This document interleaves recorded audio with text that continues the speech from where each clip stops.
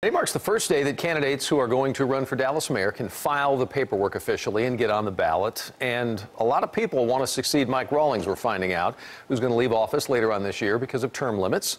Political reporter Jack Fink live for us over at City Hall. I'm going to be really honest with you. I have read so many names. I have no idea how many candidates are we talking about now?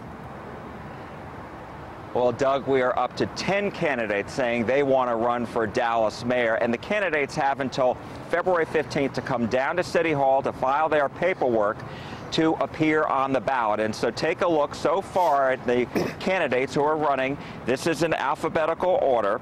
Design District Developer Mike Ablon, South Dallas businessman Albert Black Jr., former Dallas City Attorney Larry Casto, District 1 Dallas Council Member Scott Griggs, Allison Kennedy, who ran for president in 2016 under the Socialist Workers Party. Other candidates include philanthropist Lynn McBee, Regina Montoya, who's recently served as co-chair of the mayor's task force on poverty, resident Miguel Patino, Dallas ISD trustee Miguel Solis, and former Dallas State Representative Jason Villalba.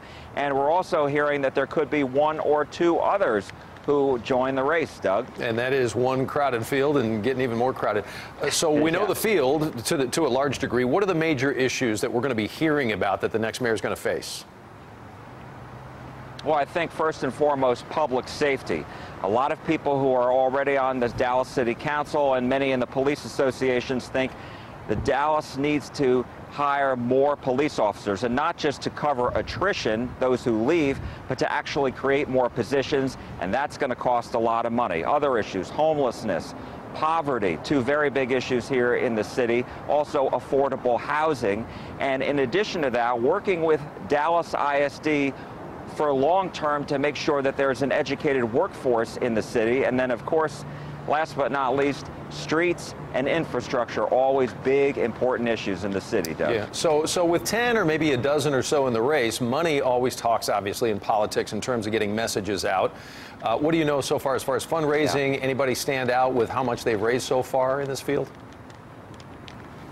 Well, the new fundraising numbers just came out, and 5 of the 10 candidates had to submit their paperwork because they announced their candidacies before December 31st. So the candidate who's raised the most money so far is Albert Black Jr. He announced last July that he was running. He's raised more than $277,000. Lynn McBee has the most cash on hand with more than $254,000. Mike Ablon, Regina Montoya, and Larry Casto also filed paperwork. And so with 10 people running so far, Doug, there's really not an obvious front runner. It's really too early. But you can bet most people are predicting that there will be a runoff, obviously, between the top 2. And as far as key dates, the election is Saturday, May 4th. Early voting starts on April 22nd, Doug. Okay. Our man inside, not only local, but state politics and all across this country. Jack Fink, thank you very much.